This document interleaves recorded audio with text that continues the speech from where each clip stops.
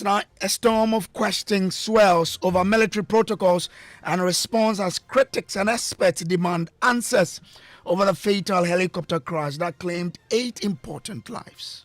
So the question then was, when this incident happened, once we lost track of the aircraft on radar, how was the flight following activated? And if the flight following was activated, how come they could not scan for the aircraft and then send first responders to the location? So you have multiple failings on multiple grounds. The Ghana Armed Forces, as it stands today, I do not know if they have an independent investigative arm. We'll hear from a security analyst who says the handling of the remains and crash site was poorly done. I cannot imagine that in this day and age, any human being, let alone the caliber of the people who were lost, that their remains will be carried in cocoa sacks. So when you start digging deeper, you ask yourself, what was the response mechanism? We have details of the terrain and that of the crash site here on Top Story, brought to you by Telecel Connecting Energies.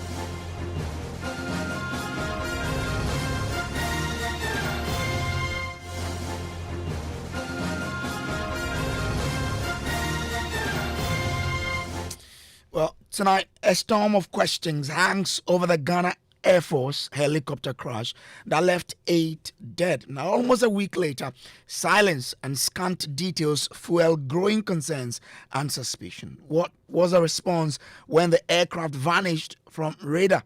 Was the search and rescue manual ignored? Critics, led by Money Africa's Bright Simons, say this was more than an accident. It was a collapse of the very rescue system meant to save lives. He describes as quote-unquote complete breakdown of Ghana's search and rescue framework, a blueprint for swift, multi-agency action that in the moment of crisis never came to life. We'll hear from him shortly, but first, Joy News has been conducting independent checks on the crash site, examining the terrain and why it would be difficult for first responders to reach it without breaking a sweat. Joining me in studio now is a member of our data and research team, Caleb Ziblim, with exact coordinate and visualizations from the crash site. Caleb, let's start from, what we know about the distance they traveled and the location of this particular crash site. Yes, Brace. So using Google Earth Pro and the exact coordinates of the crash site, plus official data, we've indicated that, or we've analyzed that the pilot was about 4 minutes or 5 minutes, give or take, away from landing in Obuasi. So this means that the pilot did about 93% of the journey before the crash occurred. And the remaining journey was about 13 kilometers to cover by air. And if you use that, to make it easier for people to understand, that's the same distance from the Jubilee House to Medina. Okay. So just from the Jubilee House to Medina was the distance left for the aircraft or the pilot to maneuver through before they reach the destination. We're so close. It's very close. And if you look at the data from Google Earth, we see that the whole area is very mountainous. So navigating that terrain would also be a challenge. So based on this data, we've seen that the pilot was just a few minutes away from reaching their destination before they untimely death. Now let's talk about the protocols that should be followed in an accident like that. We understand there is a 2008 manual outlining the exact steps that all agencies must take when contact is lost with an aircraft. Yes, Brace. So we found this manual, or it's a protocol, and it's governed by the Ghana Civil Aviation Authority. Now, like you said, the second version was published in 2008. So before that, there was another version, but the second was published in 2008. Now, even though the armed forces will have their own procedure because it's a military operation, they will have their own search and rescue program. The entire search and rescue program in Ghana is governed by the Ghana Civil Aviation Authority or organization. So the rules are clear. A search must begin immediately if there's no communication from an aircraft within 30 minutes of its scheduled reporting time, or if it fails to arrive within 30 minutes of its estimated arrival time.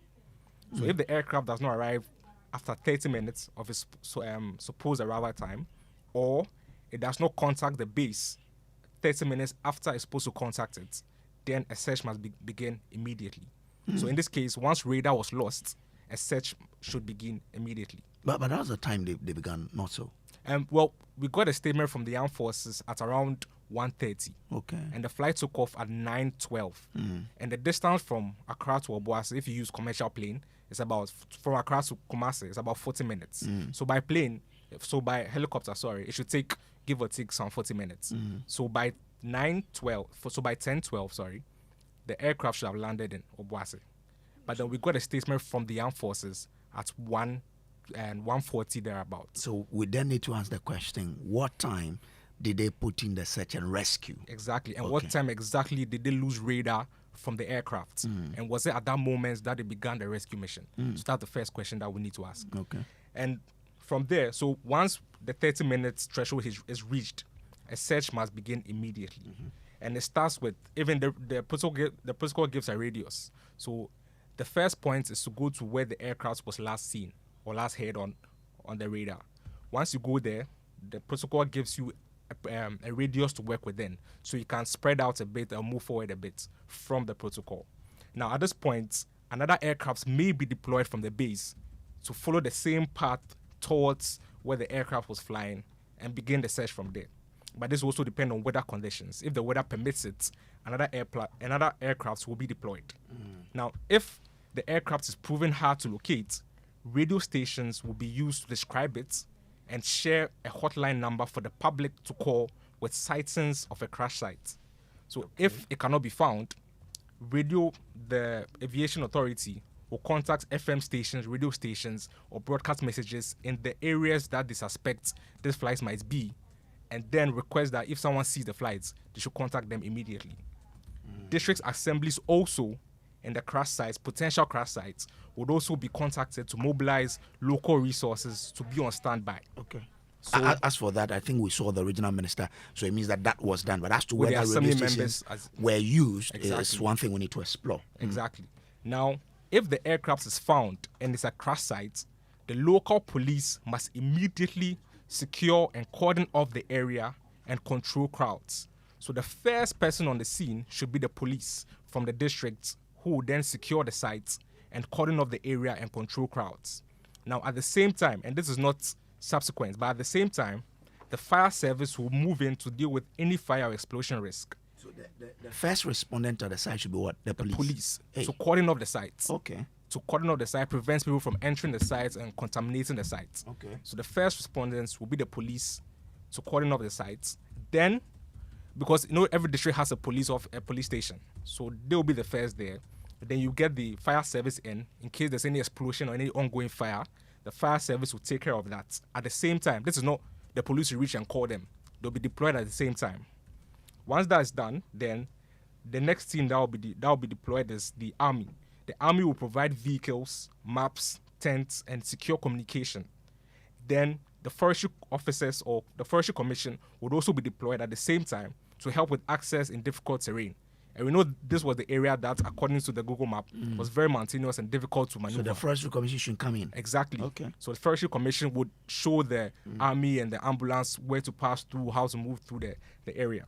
And then ambulances and medical teams will also be deployed with the necessary equipment, while the National Disaster Management Authority organization, or NADMO, brings blankets, tents, food, and survival kits for not only survivors, but then for the troops, for the teams on ground. Because the assumption is that they are going to stay there and make sure the site is cordoned off till other teams come on board. So they're not leaving the site. So NADMO will bring the teams on site, food and shelter for them to stay on site while they are waiting for reinforcements.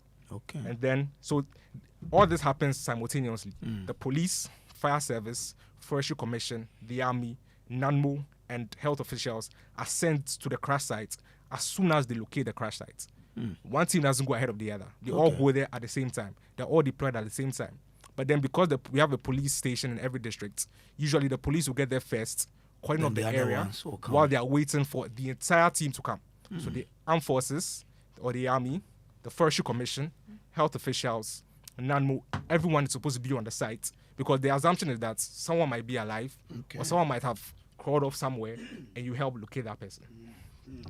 Quite a detailed protocol there. Whether or not these were followed is a question that we need to be exploring. We can now listen to Bright Simons, who says there was a quote and unquote complete breakdown of Ghana's search and rescue framework as has been enumerated by Caleb Ziblim there. Listen to him. So we are looking more at either the emergency location transmitter or in some instances we call a personal locator beacon. But whatever be the specifics, there will normally be some device in the aircraft, in this case the helicopter, that will activate on crash. And that will send a signal on a dedicated frequency to a satellite network, a global satellite network. And that global satellite network will relay through mission control centers. And in Ghana, we have a rescue coordination center in Accra under the aegis also of the Ghana Civil Aviation Authority. So when they get this signal, they're supposed to notify all the contacts, key contacts in different institutions so that you can do a response. In the specific case of a military aircraft, if the ELT, and that's where the issues arrive, if our ELT protocol is not working, either because that device is not in the plane or there was some kind of fault in relaying that message to the satellite or whatever be the situation, a military aircraft would typically also have a PLB, which is a more local signaling device. Now, here is the issue. You remember that we have two main information in the public domain, two main categories of information in the public domain that is really critical. One is that we lost radar contact very early on when the aircraft left the base, heading towards the destination. And the second is that for many, many hours, there were no official respondents. These are matters that are in the public domain and have been well covered by the media. Now, once the radar contact was lost, the traditional protocol is that you have flight following and tracking.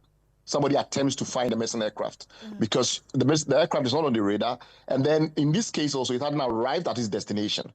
So in those circumstances, this is where the beacon and the fact that you have last known point for loss of contact, as well as the flight trajectory, etc., means you activate a flight following protocol. Some other aircraft goes looking for this, and that is when then the beacon, the personal locator beacon, will scan for the frequency for the signal.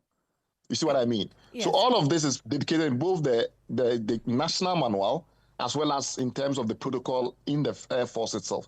So the question then was, when this incident happened, once we lost track of the aircraft on radar, once it became clear that it hadn't arrived at its destination, how was the flight following activated? And if the flight following was activated, how come they could not scan for the aircraft and then send first respondents to the location? Right. So you have multiple failings on multiple grounds, is what I'm trying to say. So I've tried to get conclusive information from our sources, and the information that is being produced currently is not coherent. So it's very clear to me, because obviously we have to, compare that to what we all saw on TV, on social media, etc. And it's very clear that even if these systems existed, they were not activated. Because we know for sure, for instance, that the Ghana Air Force could not secure the site. We know, for instance, that other services in the military could not coordinate with the Ghana Air Force to contain the site. We know, for instance, that first respondents arrive much later than the 1 hour response time that we have in the manual. So there are several elements of this. The second thing that is obviously very important is that the way that our Air Force bases are distributed, we've always known in the country that we have a missing gap in the center of the country. So even if we had activated, the speed of response obviously is not helped by the fact that we don't have within the middle belt of the country a base. We have a tactical command in Bui, but it has no aircraft. So there's something else that I also mentioned. So that is Bright Simons there. We can also listen to a security analyst, Colonel Festus Abuaje, retired, who also raises concerns about on-ground protocols, describing the handling of the charred bodies holding cocoa sacks as deeply troubling. I cannot imagine that in this day and age, any human being, let alone the caliber of the people who were lost, that their remains will be carried in cocoa sacks. So when you start digging deeper, you ask yourself, what was the response mechanism? I know now, from whatever sources that I have, that the whole response mechanism had at its center national security. But national security alone is not the response mechanism. You need, for instance, the National Fire Service to be part of it. What we call in Ghana the National Ambulance Service, although decentralized, should be part of it. The Ghana Police Service should be part of this response mechanism for this event. Then, of course, the Ghana Armed Forces, and particularly the Ghana Armed Air Force, which operates the machines. Where were the body bags? Could they have been flown by another helicopter and dropped on the treetops for them in a very dignifying manner, not in cocoa sacks, for them to be, put in those zip bags in order to preserve whatever remains there were, and in order not for those remains or fluids, whatever, to contaminate those who were carrying them. It's very, very, I can't imagine how I can explain it.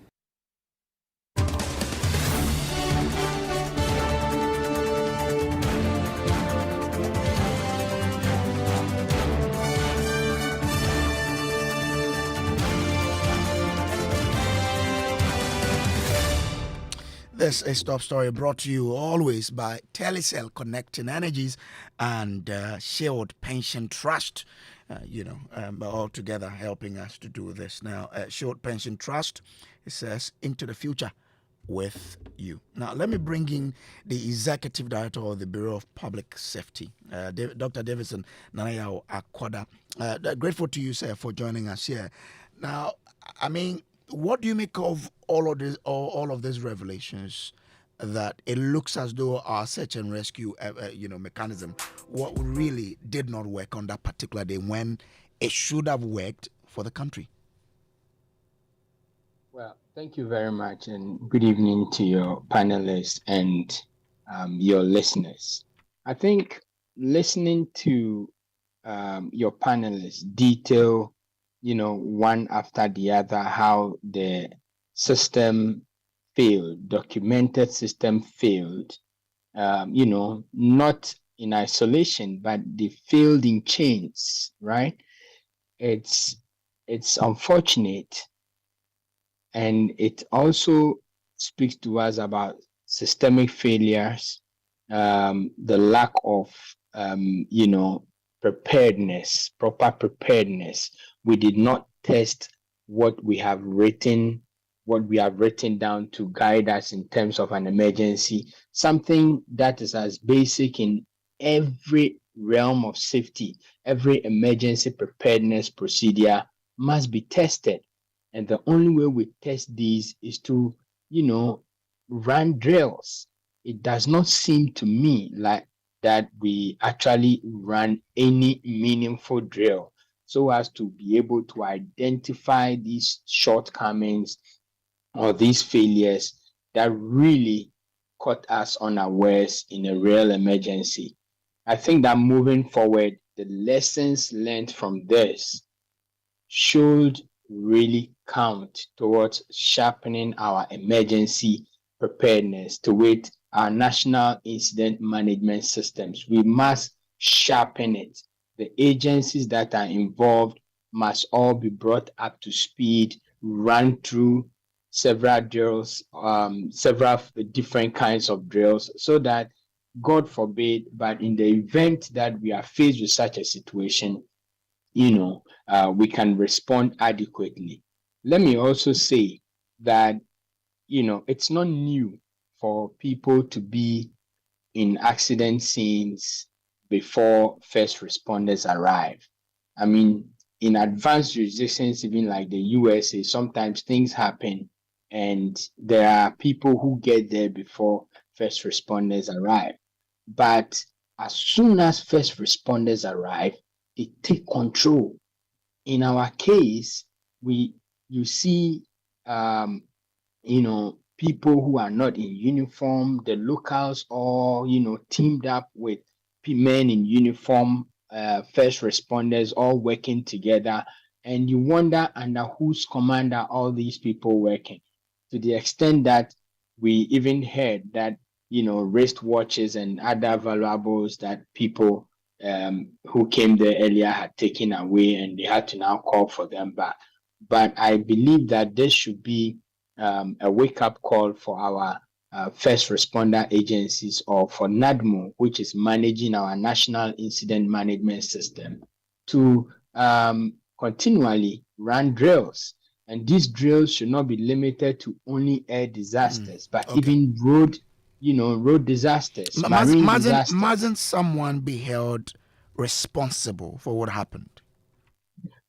Well, I think that it's the last part of the investigations. I mean, after evidence collection, verification, after reviewing human factors, machine and equipment failures, possibly looking at the environmental factors and other stuff, eventually we need to look at prevention and accountability, right? Accountability may not necessarily mean punishing somebody, but it will mean bringing people to book for their actions. If there were acts of omissions or commissions, we need to address it. And there are several means that we can address these things. Look, if we don't take steps in holding people accountable, this issue is not going away, and we will see, sadly, we will see it play out again. Okay. All right. I'm grateful to you, sir, for joining us here. Nana Akoda is Executive Director for the Bureau of Public Safety. Let me bring in the President of the Ghana Academy of Forensic Sciences, Dr. Pet Paul Wapeba. I'm grateful to you, sir, for joining here.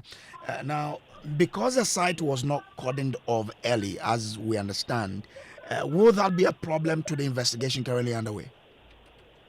Thank you for having me, and good evening to our listeners. I think we did allude to, some of the factors that could have affected the investigations regarding the fact that the place wasn't cordoned off. Because in forensic investigations, whatever evidence that is found at a crime scene needs to be photographed in situ. You need to take videos. And considering the fact that the area was mountainous and all of that, in this day and age, I would imagine they could have even used drones, to take footages of the area, the debris, where they are, and all of that. Because I bet see earlier on in other, interviews that where you find these debris, you could use forensic physics to be able to determine what actually happened before the crash, But for me, I think we have said a lot on this in the past few days, and we should reflect on the ills that did happen and take lessons going forward. Disasters as they are, we cannot prevent them, but as and when they do happen, we have to be able to manage them using coordinated guidelines that would work to the benefit of all of us as a people. So what lesson must we pick from this? Yes, for the lessons that we can take, I think the previous contributor has said a lot about what can be done in terms of how you manage the crime scene and all of that. So we need to have the various agencies working in concert. You cannot work individually to be able to realize, a common goal. You have a common purpose, and you need to, for that matter, work as a group to be able to have all of these done. In the advanced countries, when the team is moving, they move together. You have all of them together. They have all the tools that are needed to make sure they execute the task ahead of them properly. Talking about that, if you reflect over the forensic practices that were used, I think we would need to have to build up a local, forensic capability. We should build the capacity of local forensic science services in the country. Is it more about equipment or about the human capacity? For the human resource, we do have, but like I said previously, I think if we talk of equipment, it can be a whole equipment. It could be part of an equipment that is missing, because I know the Ghana Police Crime Lab, they have what we call a 3500 genetic analyzer. But as to whether it is in good shape to be able to do all that needs to be done, I cannot tell. As to whether, it cannot do what it needs to be done because a part is missing, I cannot tell. And for the local capacity to be built properly, for every lab that is of international standards, you need to have redundancy. When one equipment breaks down, you should have a replacement to make sure there is that continuity in analyzing information and so on and so forth. So if we could have a conversation around having a national forensic policy, possibly having maybe a national forensic agency or authority that oversee to all of these, to have a legislation that would look at how public forensic services are rendered, how the private sector can contribute, their quota to all of these. So if it does happen that the public forensic services cannot help, then we can fall on the private, service providers, knowing very well that they are standardized, they are being regulated by the authority that is mandated to do that in the country. So, if you can do this for me in the next 30 seconds, I'll be grateful. Now, once you said some of the parts were not taken in situ, does it mean that we should expect not to have accurate finding from this investigation? No, that is not the case. It's just to tell you that it makes things a bit difficult, right? So it will make it difficult for you to be able to conclude your investigation, but it doesn't mean that you cannot get to the bottom of what did happen. Certainly, forensics can actually help do that, but it's just that it complicates the situation a bit further. So it can delay the time at which we have to get the outcome. Well, it depends on a lot of factors. You cannot just say based on one or two things that they happen, it will delay, because there are different legs of the investigation. We have the aircraft aspect, you have the human management aspect. That is all of that. So it's not something. All right. I'm grateful to you. Dr. Pet Paul Wepeba is president of the Ghana Academy of Forensic Sciences. Let me bring in Dr. Jones Opokunwari, who's criminologist and lecturer at KNUST. Doc, what must we do in terms of what the law says? Well, I think that now that we have evidence that some people have the part of the aircraft and all that, we have to make sure that we appeal to them. And I think that the government is doing that over the period, asking people to submit, as it were, anybody that has the part, they should bring, and then investigation can proceed.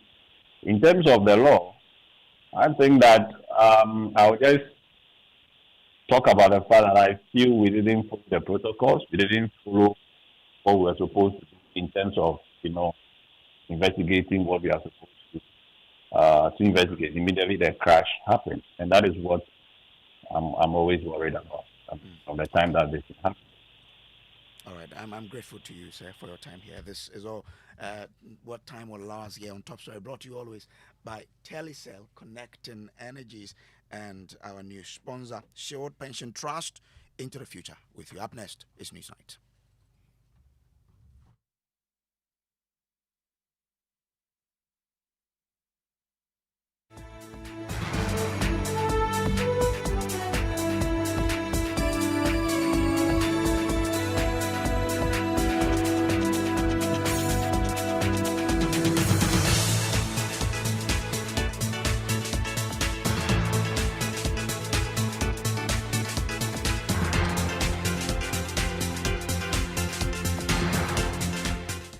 Years of joyfulness. Good evening and welcome to Newsnight. In the next 60 minutes here on Newsnight, significant parts of crashed helicopter recovered, but more is expected as the Ashanti Regional Coordinating Council scrambles to recover full wreckage. Also tonight, as questions mount over Wednesday's tragic helicopter crash, we find out what became of the previous government's 105 million euros contract to procure 6 new helicopters 4 years ago. Mr. Speaker, the Committee of Parliament went to the Czech Republic to satisfy themselves that the manufacturers were capable, the aircraft was good enough, and their report indicates same.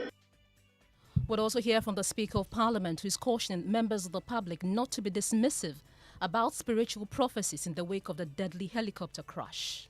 It's not all of them who are looking for money.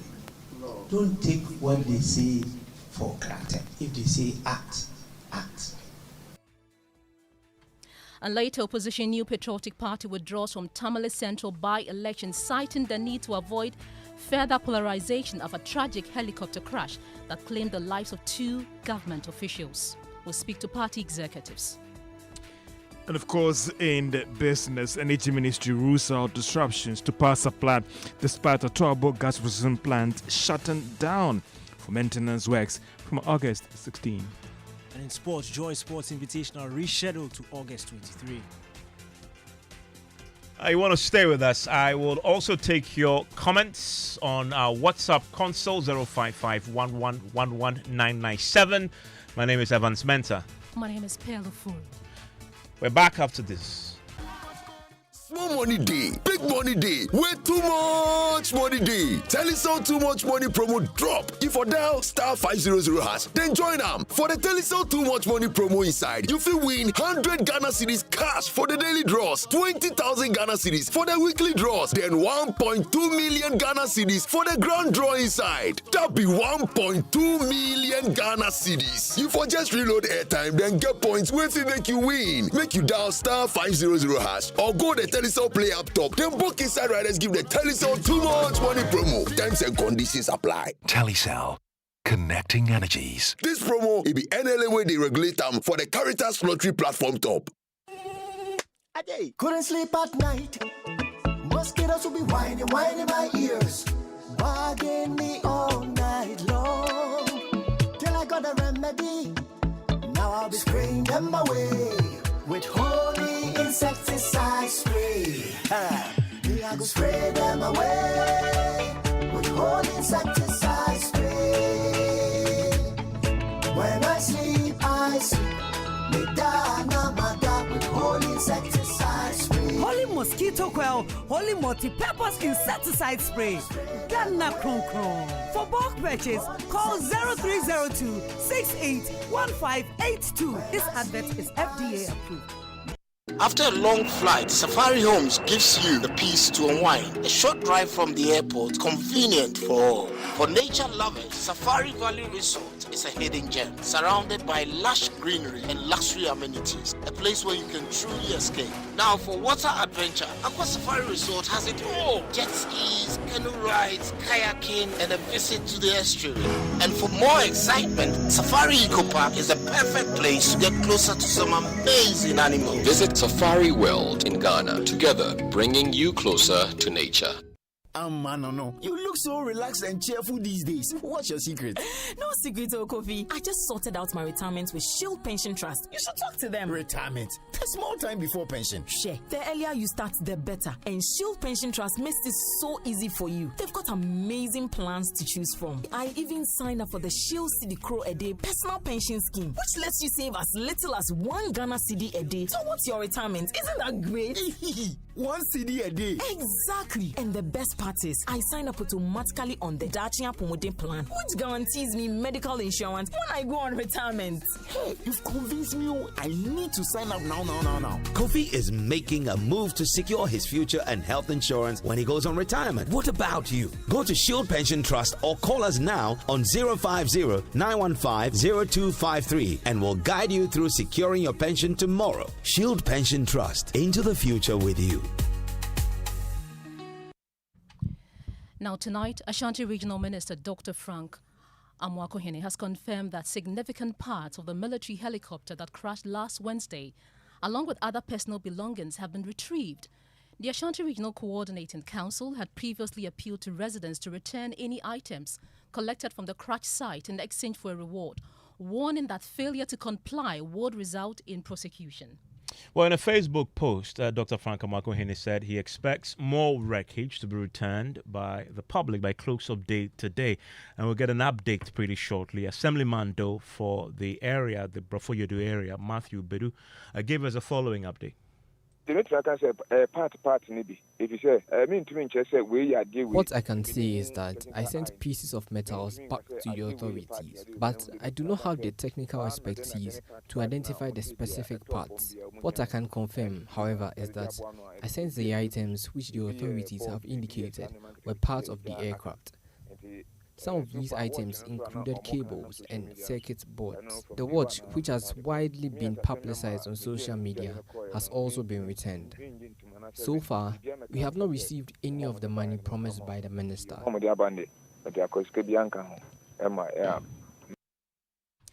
So joining us on the line is Senior Lecturer of Forensic Sciences at UCC and Consultant Forensic Scientist at GNFS, Dr. Richard Afuakwa. Now, good evening and thank you for your time on Newsnight, sir. Of course, questions I imagine that the use of cocoa sacks is conveying the remains would have compromised and contaminated the evidence retrieved at the crash site. Where do you stand on this ongoing debate?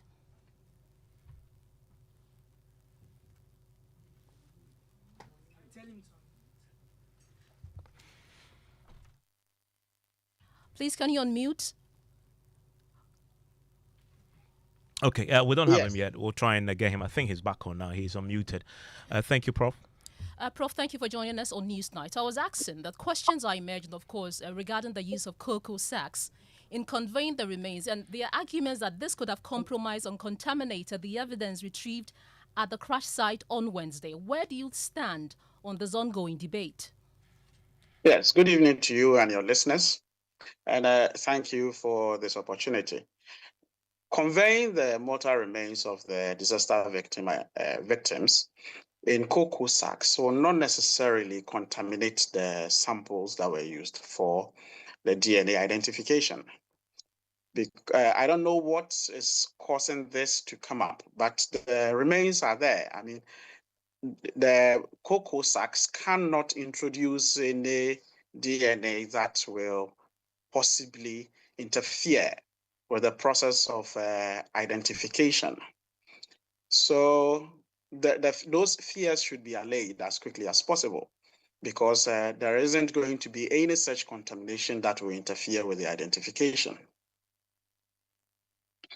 Also, there are also issues about, people have raised concerns, of course, about the contamination of the site by people who were there on Wednesday and the days after. Where do you also stand on this?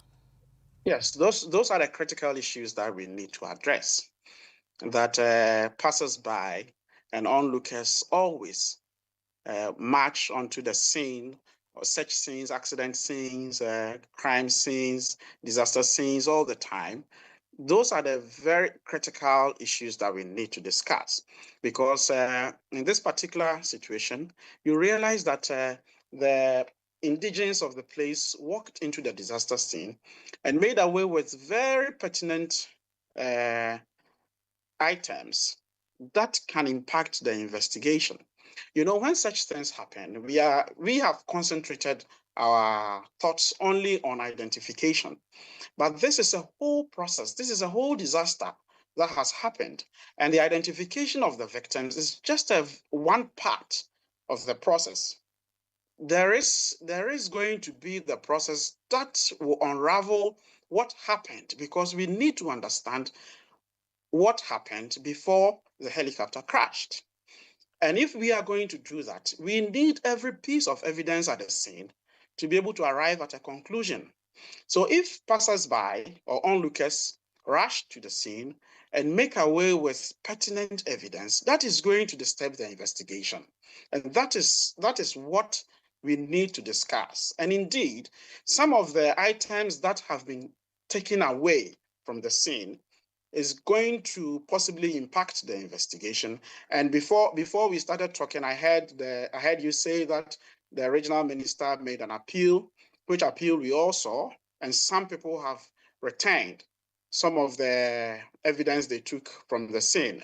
that is good.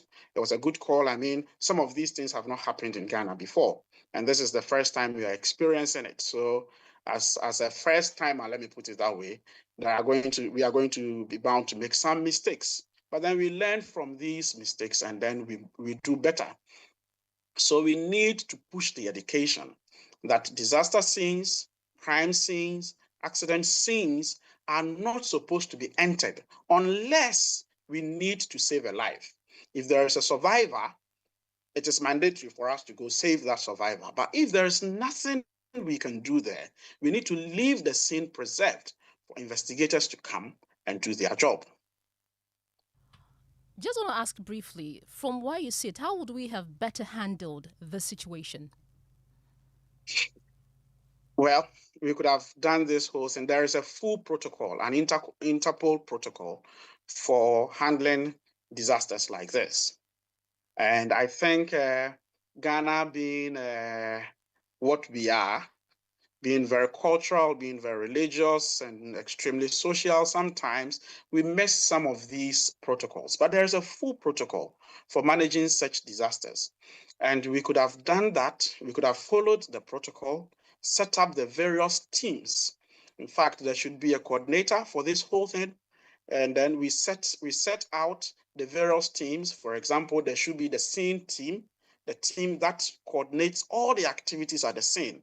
There should be the post-mortem team, the team that does the post-mortem activities, like taking the bodies to the mortuary, preserving them with dignity, taking samples from the mortal remains of the victims wherever necessary.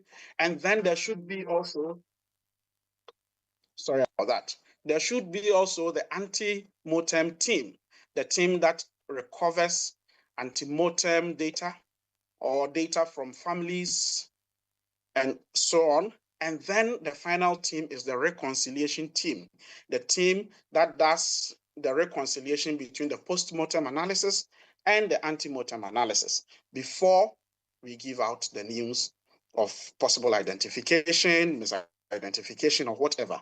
I think we missed some of these possible steps, but we need to, be that is as it may, congratulate the government and all the various teams that made sure that we got the results in the shortest possible time. I mean, this brings clarity to the families and it brings clarity to all of us as Ghanaians. But next time any such thing happen, I mean, we are developing, so disasters are bound to happen, and we need to prepare for them. We need, as a matter of urgency, to set up within NADMO such teams so that we can better prepare ourselves and do things more professionally. You've talked about preparation, which is a good thing, but we also do know that the forensic team that went there got there 24 hours after the incident. How early do you think they should have arrived there? Well, the work of the forensic team getting there 24 hours after the incident is not too bad, actually, because the work of the forensic team will come after several other things have been done. For example, after the scene has been protected and preserved, after emergency workers have ensured that if there are survivors, the survivors have been taken away, they've been given the care they need, taken to the hospital. And if there are no survivors, if there are victims who have died, they are left at the scene for the forensic team to arrive there. So the forensic team usually will not be the first responders. The forensic team goes there after the first responders have been there and have taken care of the scene, preserved everything at the scene. And when things are preserved, that is when the forensic team comes in. So it is a process, a step-by-step process. That is why I'm saying that we need to prepare, understand how some of these things are done so that the next time we can get it right. Thank you very much. Dr. Richmond Afuakwa, and he is a senior lecturer of forensic sciences at the University of Cape Coast and also a consultant forensic scientist at the Ghana National Fire Service. Let me take you to Adanse, Brofoyodru. That's a community where this incident happened. We've been talking to the residents there. They have an association, and they've been speaking to us, the Media Coalition for Development in Adanse. The chairman, Robert Anochi Jemfi, has been telling us what they've done so far as far as the items that had been collected from the crash site by some of the residents. He says they've now returned almost everything. We've done our part by also informing our people. And we know certainly they did not go there to amass something. They only went about taking something in an attempt to prove upon that they went there. So we are speaking to them, and they are willing to return whatever they had in their possession. Certainly, some parts of the helicopter, some parts of it have been returned to through the assembly members, to Odikro, to other authority. Most of them, they have returned whatever in their possession to the authority within Adanse. So that there was a view from the community. And Pearl, the controversy around this particular helicopter and whether or not it was in good shape did not start on the back of what happened last week. Now, concerns about this started some time back. The crash that happened obviously has reignited this whole debate, including the fact of what really happened in Parliament. In 2021, the previous government signed a 111 million euro deal with the Czech aircraft manufacturer Aero Vodochody to procure 6 L-29NG aircraft for the Ghana Armed Forces. This deal was met with skepticism from the then minority, who questioned the manufacturer's competence and alleged that the contract was overpriced. Well, we'll hear both sides of the House when the contract was sent to Parliament in 2021 shortly. But first, James Aveji joins me with details of this particular contract. You have been digging through Parliament's archives on this matter. What did we find? Well, Evans, this contract was first laid in Parliament on August 2nd, 2021 by the then majority leader, Oseche Mensah on behalf of the then Defense Minister, Dominic Nitiwo. The deal with the company was for the supply of the 6 L-39 next generation aircraft and the provision of support in terms of product, services and ground-based training system associated with the aircraft operation. The deal, as you have indicated, was worth 11,339,400 euros. The then first Deputy Speaker, Honorable Andre Siama Amuako, who was presiding over the Parliament on the day, as you know, the parliamentary procedure would always refer the deal to the Committee of Defense and Interior for perusal and approval. Now, the committee, as part of its work, we are told, had to travel to Czech Republic to ascertain the competence of the company and whether or not they can supply these aircraft, because the concern at the time was that since the company outdoored the prototype of this particular helicopter aircraft, no country had purchased from them, and that even Vietnam and Senegal, who ordered the aircraft since 2018, were yet to receive them 3 years on in 2021. So there were concerns at the time. Exactly. And so the committee had to go all the way to Czech Republic to verify all those information. So they finally laid a report 4 months on in December 2021, where the cost dropped from $111 million to, according to the parliamentary records, 105 million euros. And the deal was approved by the House on the same day, 17th December 2021.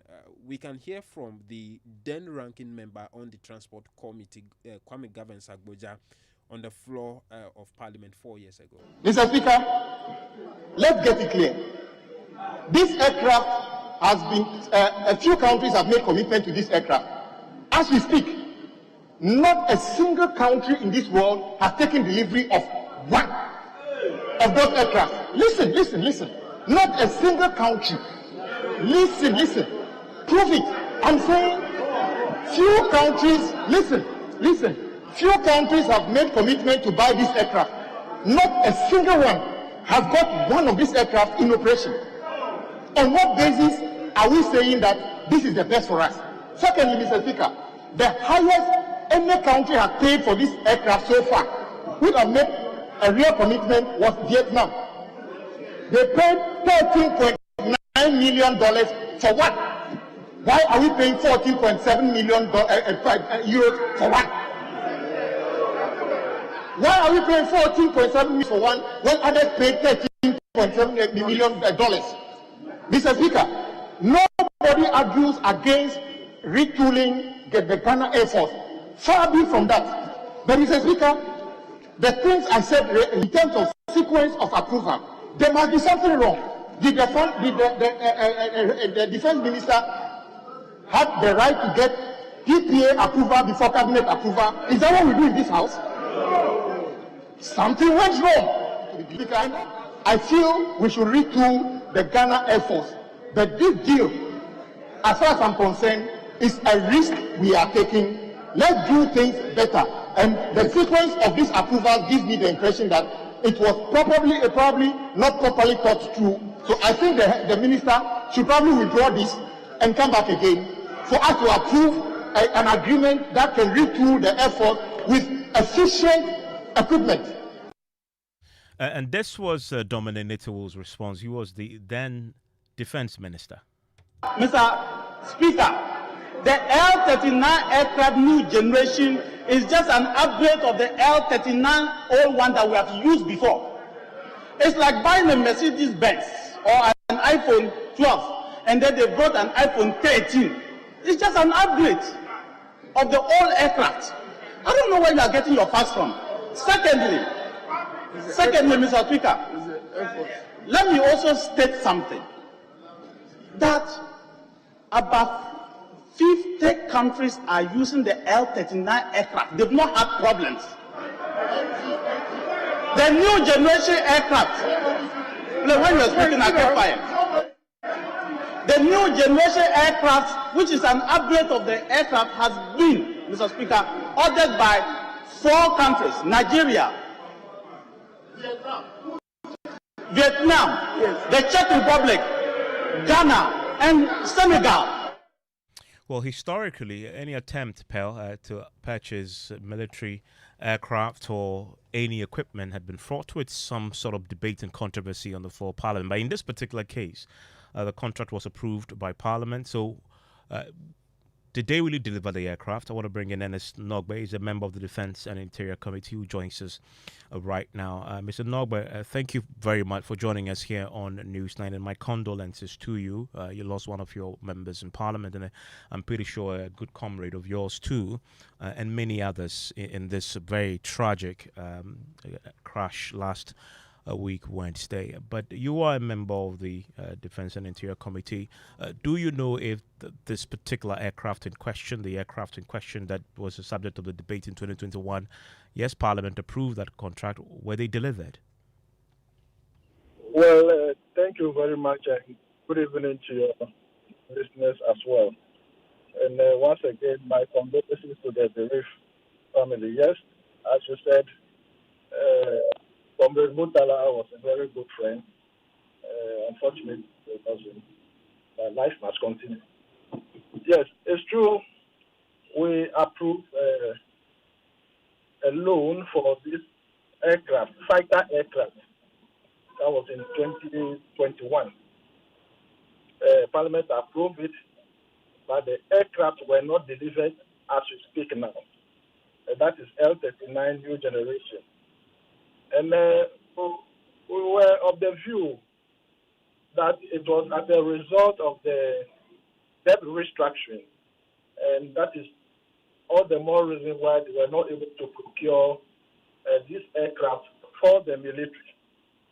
But that is not to say that nothing was done. We also approved a loan for the police service. They also purchased 3 aircraft from South Africa.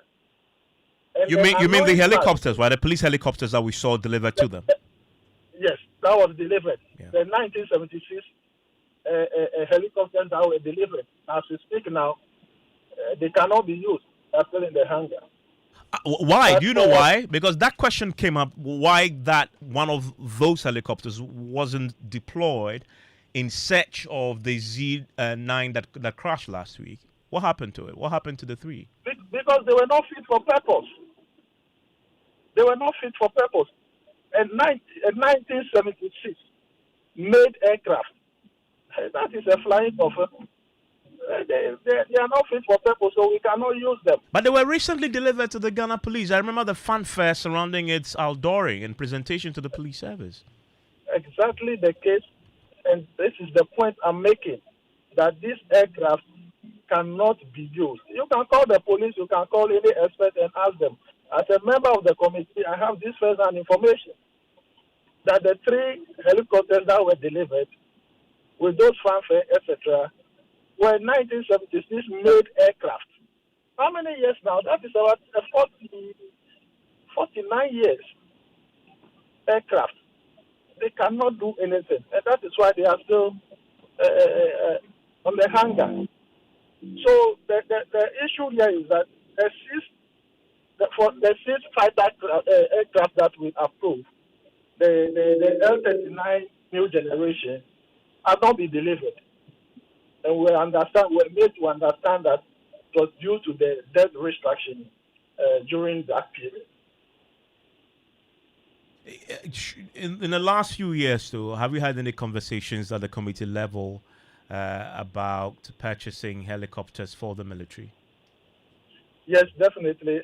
We had a series of conversations and series of meetings, not only the military, to retool all the security services, both the military, the Air Force, the Navy, the police, the fire service, the immigration, and the prison service. So the committee is making frantic efforts to make that recommendation to the government so that we'll be able to reach to our security services. In fact, that is the way to go. When we live in peace and when we are secured in the country, that is the only way we can develop. Because there are so many things that is happening around Ghana, around our country. And if care is not taken, if we don't do the needful to retool the security services for them to protect us, one day we will just wake up and then hear unpleasant news. So it's definitely the case to go, and the committee is doing every effort to suggest same to the authorities that we. Ernest Nobe, thank you very much. He is a member of the Defence and Interior Committee of Parliament. And Pearl, this controversy is one that we're keeping a close eye on about the disclosure that the 3 helicopters that were purchased for the police service itself are not fit for purpose and able to fly. Because the suggestion last week was, and you pretty much have heard, the experts say that the protocol dictates that once the helicopter, the Z9, went off radar, the protocol dictates that they should have dispatched another aircraft in search of it to try and locate it and possibly send in the first responders. That didn't happen, and many were saying, well, you could have called on the police service because they have the brand new set of helicopters. That's just been learning there. Apparently, the helicopters themselves that were bought fairly recently are not fit to fly. Well, this is something that we'll probe further. Indeed. And Speaker of Parliament, still ahead though, urges the public not to be dismissive about spiritual prophecies, warning that ignoring such prophecies come to cost following his visit to the homes of 2 victims of the Adanse helicopter crash. It's not all of them who are looking for money. Don't take what they say for granted. If they say act, act. Details of that and more here on Newsnight. And Pearl, we can tackle one more related story to this. We know that the Tamale Central constituency is one constituency that has lost a sitting member of parliament because the Environment Minister, Murtala Mohammed, is the MP for the area. He is no more, and so conversations obviously innovatively have to begin about the possibility of a by-election. Well, a statement has been released by the NPP, of course, signed by the party's General Secretary. My colleague Michael Ashali joins me with details from that statement. Michael, what does it say? What reasons were given? Well, if we talk about reasons, it says that the NPP is of the belief that it would be inhumane and unconscionable to subject the nation to a competitive process in search of a replacement for the departed MP. The party believes that the decision and acrimony often associated with the conduct of by-elections in the country should be avoided. Then he goes on to say that it is the considered view of the party that the greatest tribute that the MPP and the rest of the nation can pay in honor of the departed is not only to win the fight against Galamsey, but also to ensure a smooth and peaceful replacement for the good people of Tamale Central. And after this, it tells us that the National Steering Committee, at a meeting held on Monday, which is today, consequently announced that when the Electoral Commission of Ghana opens nominations for the Tamale Central by-election in line with Article 112, Clause 5 of Ghana's Constitution, the party will, in accordance with the national interest, not take part in the contest spell. Okay. And thankfully, Henry Nanabuache, the MPP national organizer, joins us on the line right now. Henry Nanabuache, thank you for your time here on the News Night. Right to say that this decision has been taken out of respect for the departed? Absolutely. I mean, you are right. We met today. The nation is mourning. This is tragic and devastating news for all of us. And as we have covered in our statement, the New Patriotic Party is of the view that to subject the people of Tamale Central to such rigorous electionary process will not be fair to the people and then also to our departed friend and brother. So we have decided to stay away from the by-election for a smooth replacement for the Honorable Mutala, who died in the line of duty. And since that decision was based, as you've confirmed, out of respect for the departed, the Akwitia is really not different. Do you expect same from your counterparts in the NDC? That is my expectation, but then we leave it to them. The reason why I say so is Akwitia is in the Eastern region. The NDC, they have lost 5 important party dignitaries in the NDP, and we are mourning with them. So for me, you have a stalwart like Honorable Amane Boaman from the Eastern region. I would say that right after a state burial, then we enter into such fierce contest. For me, it will not serve his memory right. I would say that if I were in the NDC, I think that the tension in the country, we can lower it. We can bring it down. Recently, we had Abdulkumanov, which was a very negative story. And then we've had this devastating news of this helicopter crash. And after this, we have a by-election ahead of us. I think that, yes, it's their decision to make. For us, we are of the view that we do not think that we need to do the Tamale Central by-election. For the NDC, they've done it before. I recall Bwakwano, when our former MP, Honorable J.B. Damkwa, died. The state of the primaries, the by-election. So for me, I think there should be a certain period of national cohesion where all of us come together. There should be that calmness in the country. So if you ask me, it is their decision, but I think that to be fair, that we honor the memories of these departed souls with a period of calmness, not to go into such contest which is going to be fiercely contested. And sometimes it's associated violence and all of that. I think that we can stay away from this. Just a quick question before you go. Of course, you've taken a decision. This is a democracy. What do you think the impact of the decision would be on your base in the region and also those who want to contest? We contacted them. We've mentioned it to them.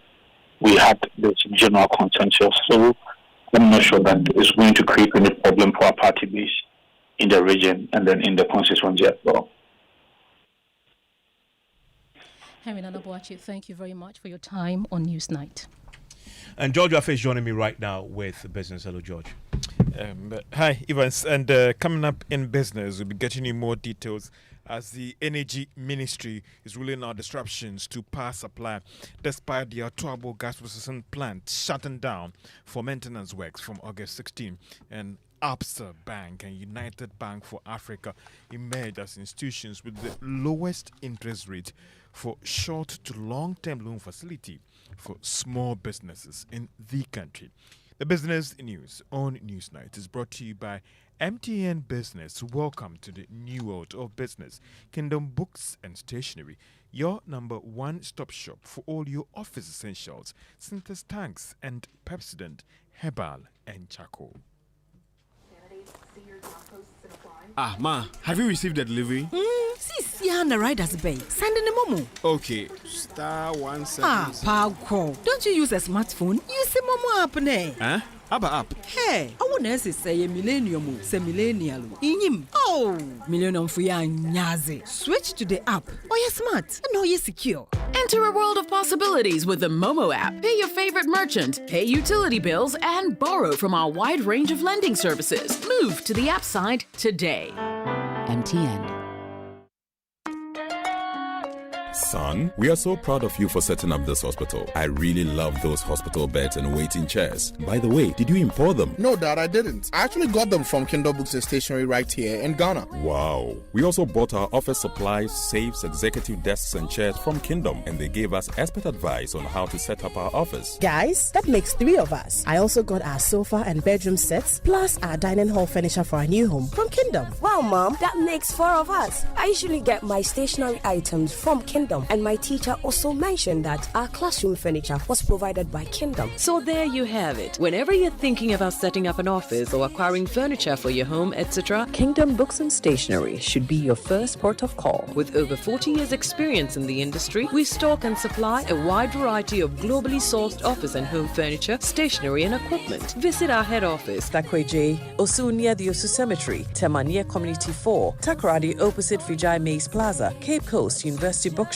Spintex Road near Absa Bank, Atomic Centerpoint Mall, Winneba University Campus, KNUST, the University Bookshop, and Santasi in Kumasi. You can also visit our shop online, www.kingdomstoreonline.com. Hurry while stock lasts. For further inquiries, contact us on 050-162-0810 or 0302-764-101. Email info@kingdomgh.com. Kingdom Books and Stationery Limited, where quality and affordability is assured. Terms and conditions apply.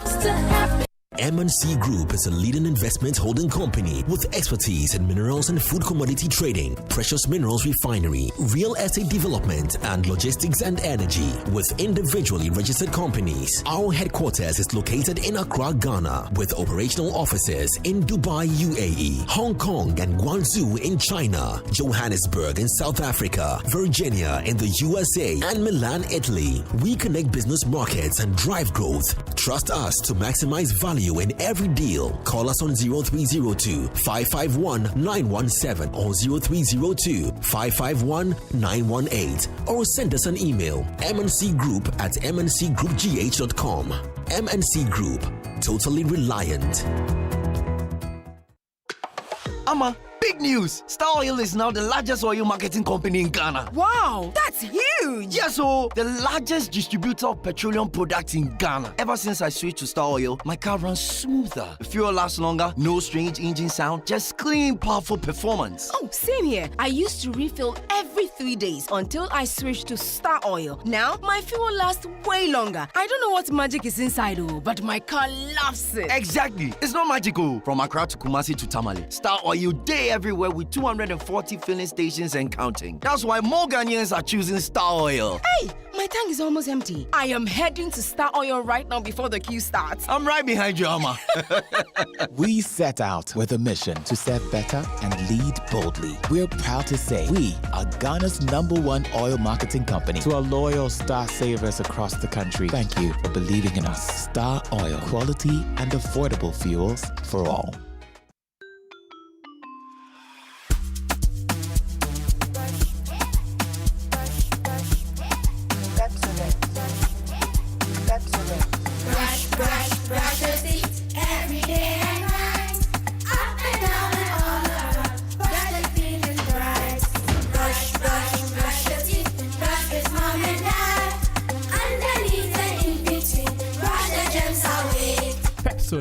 Cavity protection. This advert is FDA approved.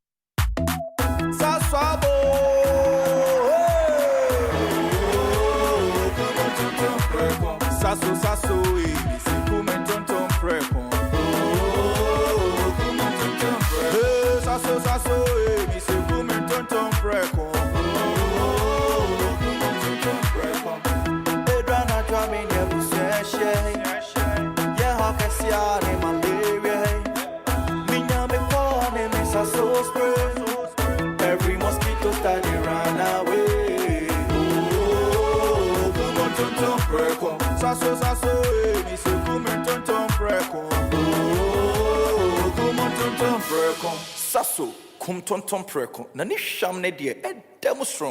This advert is FDA approved.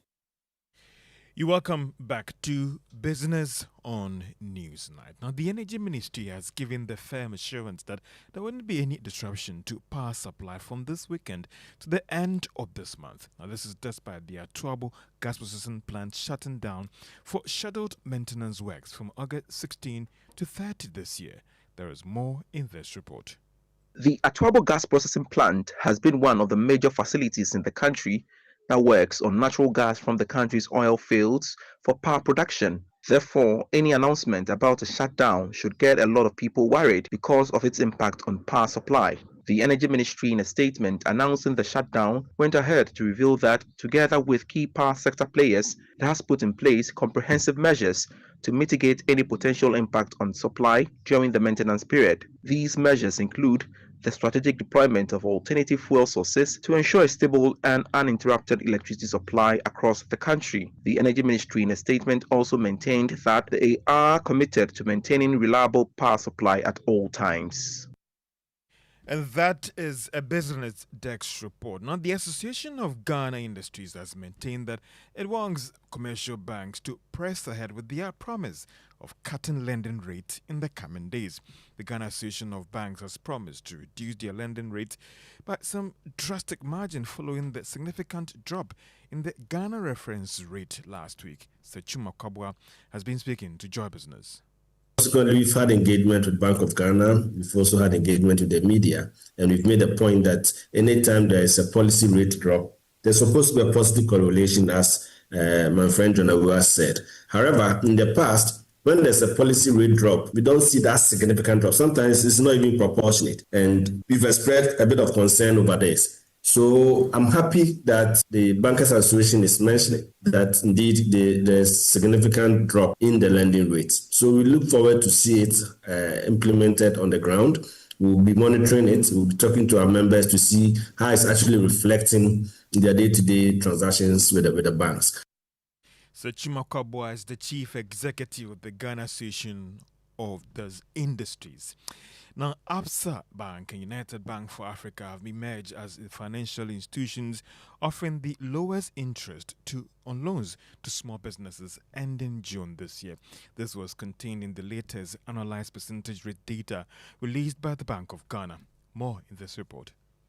For small and medium-sized enterprises that turn to Absa Bank for a loan up to 1 year paid an average interest rate of 17%. This comes after Absa Bank had announced an average lending rate of 13.28%. However, after adding up all the other charges, like commitment, processing, insurance, and maximum processing fee, they actually paid 17% as the average interest. Also, for facilities from 3 to 5 years, United Bank for Africa offered the lowest average interest rate of 33.24% to 36.2%. But it is important to note that these are all facilities that were secured with the banks before June this year. This might mean there is a likelihood that you could be paying less or more for loan that you will try processing this month. The annualized percentage rates, according to the Bank of Ghana, reflect the true cost of a loan when borrowers have to go through the approval process before getting the facility. The Bank of Ghana has argued that regular publication of this data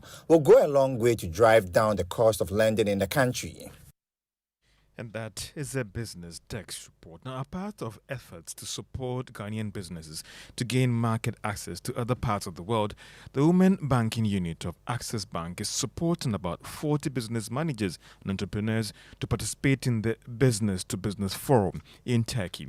The engagement has been put together by Access Bank and Latina Tours, dedicated to actually connect Ghanaian entrepreneurs and professionals to their Turkish counterparts. Head of Women's Banking at Access Bank, Rosalind Ako, explains to Joy Business the initiative would open up more opportunities for small and medium-sized enterprises.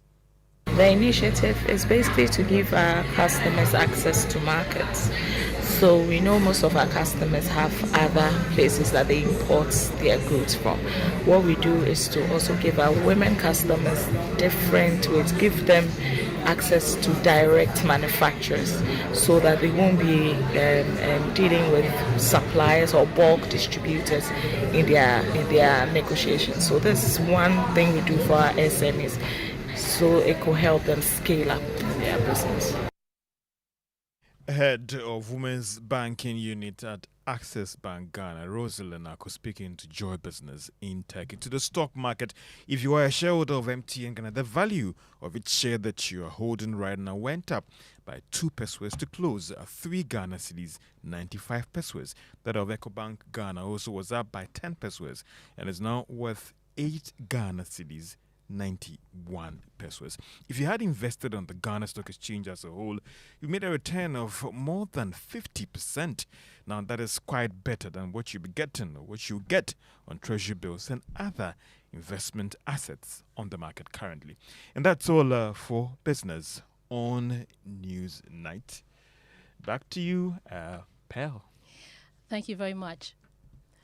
We can now move on to some other stories. And the Speaker of Parliament, Alban Bagbin, has waded into the controversy surrounding the pronouncement of prophecies by some clergymen in the country, urging the public not to be dismissive about spiritual prophecies. Now, speaking during the visit to the house of the late acting Deputy National Security Coordinator, Alhaji Muniru Mohammed, he warned that disregarding such spiritual voices could be dangerous. Have a listen.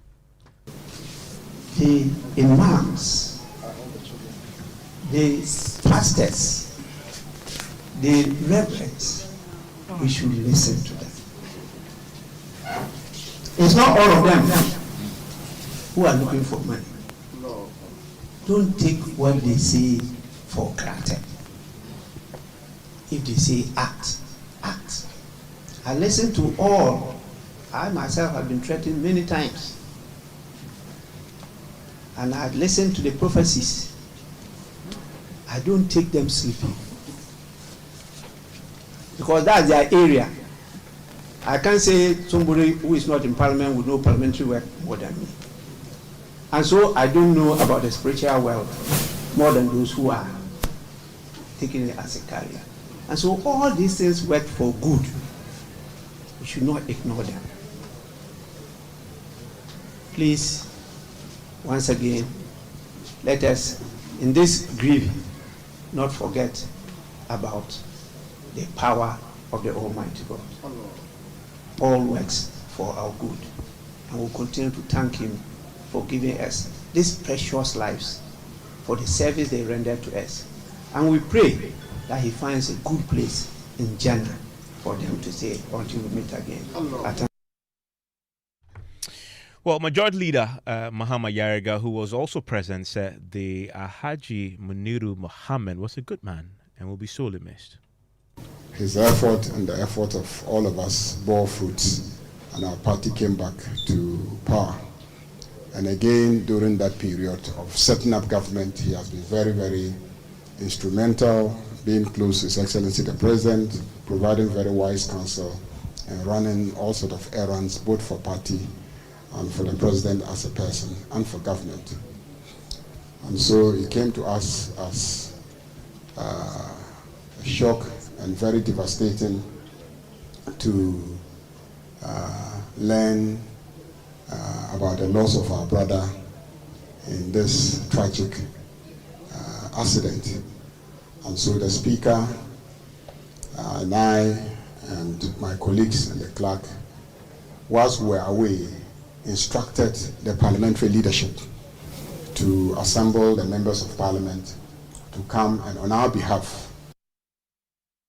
Well, the team also visited the home of Dr. Omane Boama, the late defense minister, to commiserate with his family. Daniel Cranton is here with sports.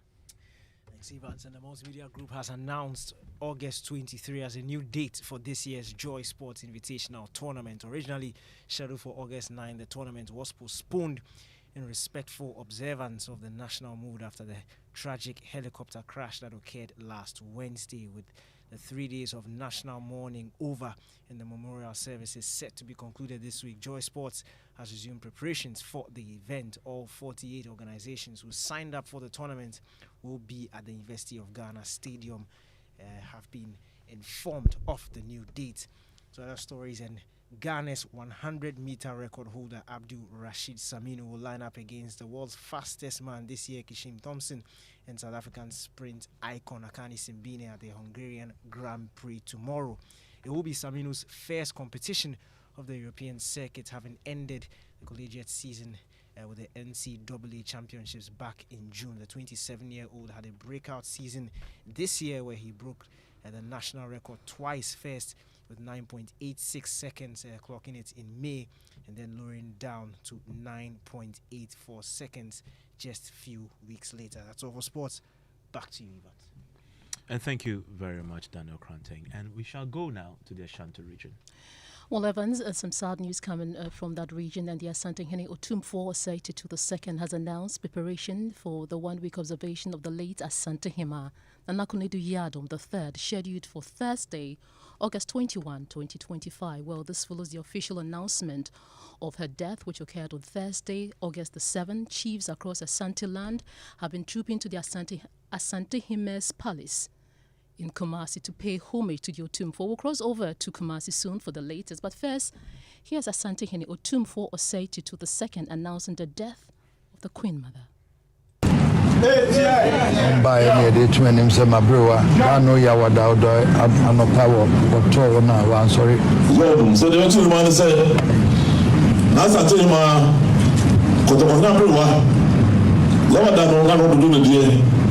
So the one man in India, we are sabi o de kaza sabi do radio bi no aso ko na mo so na mo. Yes, Gram is a me ko na me wa hanti me yes mo from na me fantum. No, so the ba sa wo tu pan. Ti ba tu mo no.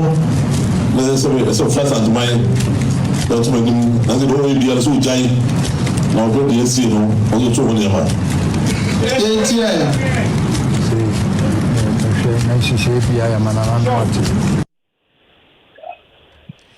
You have the Asante Hene Otumfuo Osei II speaking through an interpreter. Evans. Let's bring in Nana Bwachi Yadom, a report on the ground for us. And this must be a pretty sad day for Asante man. Nana, what has been the reaction in the capital? Well, Evans, a very pretty sad day, just as you said, and another day adding up to history. As the Asante announced the passing of his biological sister, the Queen Mother Nanakunedu Yadom the third. Well, it's been a sober mood at the Mensah Palace, and the Asante himself grieving or mourning the death of the Queen Mother and other chiefs who joined in today at the emergency Asante Council meeting at the Mensah Palace. In the region, it did not come as a good news, as many of the residents in Kumasi are paying tribute to the Queen Mother for her role in preserving the culture and tradition of the Ashanti Kingdom. And then thank you very much. And we'll keep a close eye on that for you from the Ashanti region. Well, Evans' government's plan to subject all prophecies from religious leaders to an official review is facing sharp criticism barely 24 hours after it was made public. Presiding Bishop of the Methodist Church of Ghana, Most Reverend Professor Johnson Kwabena Asamoah Jedu, says the move is ill-timed and could send the wrong signals to faith communities. It will not work. I share the concern, no doubt about that. I share the concern of the minister, the government, and everyone, well-meaning Ghanaians who have been speaking against these negative utterances that go in the name of the prophet. My point is that I don't know whether this is the best approach, because what do you mean by vetting? Look at the numbers of people, religious functionaries and church leaders who call themselves prophets in this country. Who is going to constitute a committee who is going to be able to set time aside to vet every utterance that is made in the name of prophecy? How is this going to be practicalized? In other words, I don't know what senior colleague had in mind when he talked about vetting prophecy. But even if you receive power, where are you going to find the time to do it? So I don't think that is the best approach. The way to deal with it is to let Ghanaians and Africans understand that although prophecy is a legitimate gift of the Spirit, and here I'm speaking as a church person and a church leader, prophecy can also be abused. Right from biblical times, the prophetic is susceptible to a lot of abuse. And that is what our leaders must know. If they want these things to stop, the leaders, the political leaders, should stop patronizing prophets. That will be the way to deal with it. Well, the President's Special Envoy on Religious Affairs, Elvis Ifriankra, speaking on the AM show on the Joy News channel, says this clearly is something that must happen. He says a review is essential to managing public frustration and safeguarding national security.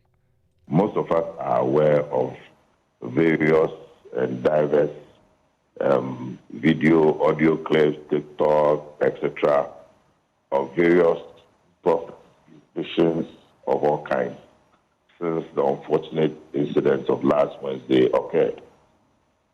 And most of them, when we go behind the scenes or even on air, they say that when they see these things, they do not have any means of getting in touch with the individuals concerned or the government officials.